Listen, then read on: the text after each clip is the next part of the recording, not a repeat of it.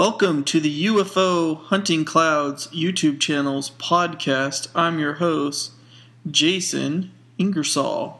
This podcast, which is featured on the UFO Hunting Clouds YouTube channel, is about strange, crazy, weird, and odd news. So sit back, relax, and let's see what's going on in this crazy blue marble of ours. Seen a UFO in Canada? Forget about reporting it to the federal government, as Canada is no longer investigating UFO sightings.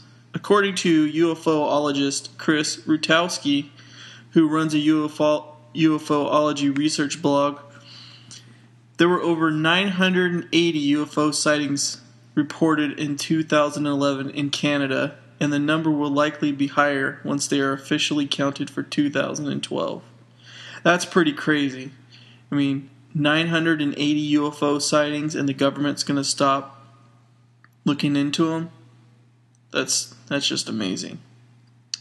In other UFO news, actor Russel Crowe claims to have recorded a UFO, and no, I don't think he decided to fight the UFO. I think he just let it fly by. The video clip uploaded to YouTube shows what appears to me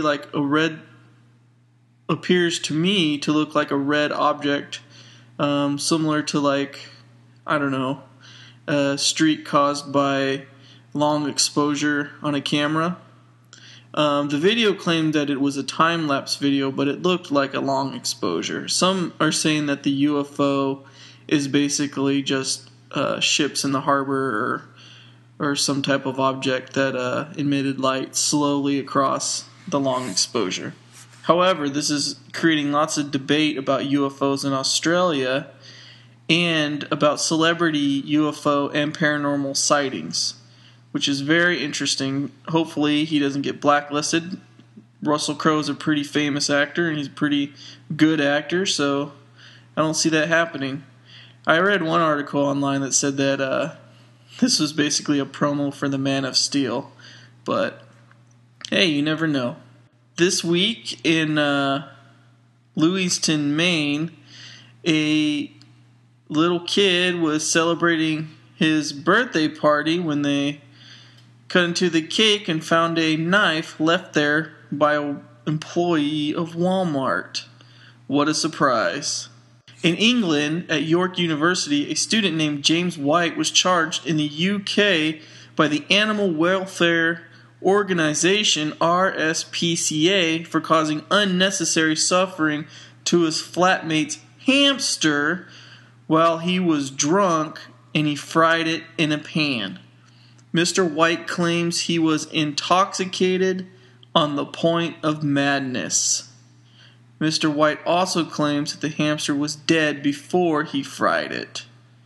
Now, I saw online, I believe it was MSNBC showed a picture of the hamster. We don't really need to see a picture of a hamster in the fryer.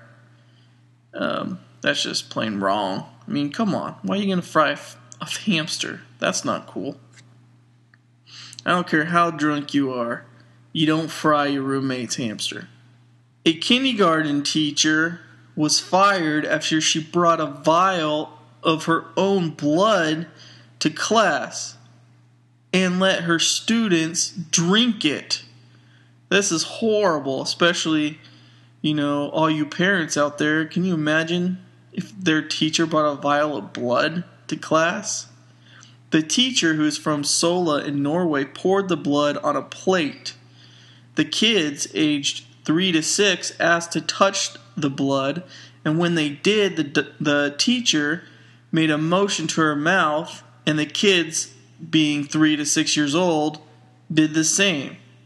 Obviously, the parents are in shock.